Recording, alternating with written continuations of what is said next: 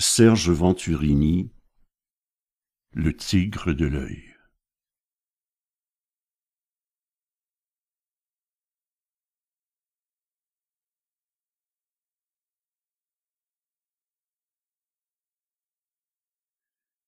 Et que derrière un voile, invisible et présente, j'étais de ce grand corps, l'âme toute puissante.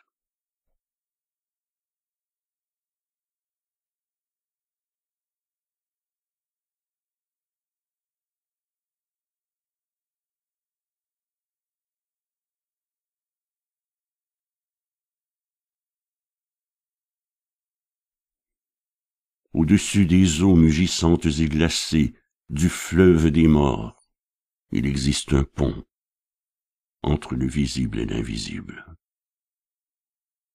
À peine un léger pont, étroit et tranchant comme un yatagan. Tout au plus une fragile passerelle rouge et noire que l'on franchit le temps d'une vision, cette vision partant du visible s'ouvre vers l'invisible. Or nous cheminons, hennissant tel Pégase, vers le transvisible.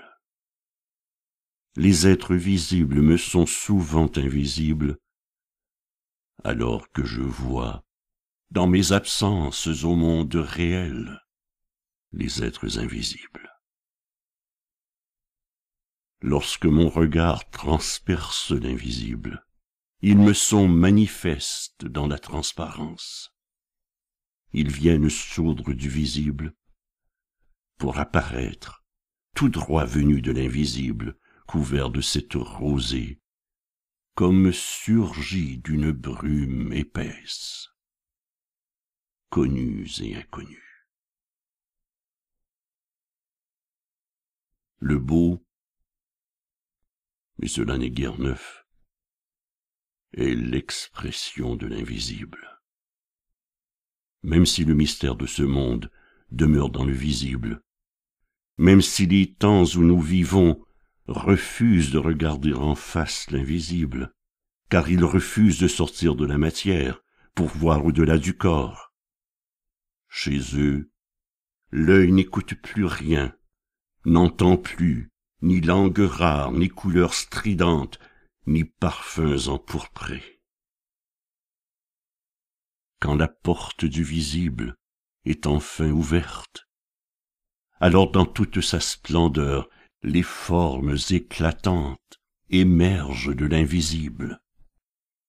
Les corps animés deviennent musique, théâtre d'ombre, portés au plus noir, tête renversée. Cependant nous ne sommes plus dans le monde des fantômes, dans le monde des fausses apparences. Nous sommes dans le monde de l'être, du devenir même, aux formes changeantes et scintillantes où nous apercevons l'espace-temps d'un instant, le déploiement de ces beautés neigeuses d'éclat qui toujours nous subjuguent.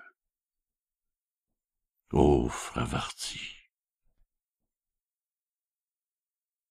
Élevons ces corps dansants, ces corps fluides, ces corps liquides, se développant aux rayons du soleil naissant, corps brûlants, entrevus à la flamme d'une chandelle, au clair-obscur du désir, comme au plus profond de la nuit miroitante. Dans un mythe qui n'a pas encore dit son nom, étoile non visible à l'œil nu, ma présence dévoilée se révèle dès lors dans l'invisible. Non, je ne suis pas hors du grand corps, mais en plein cœur de la vision.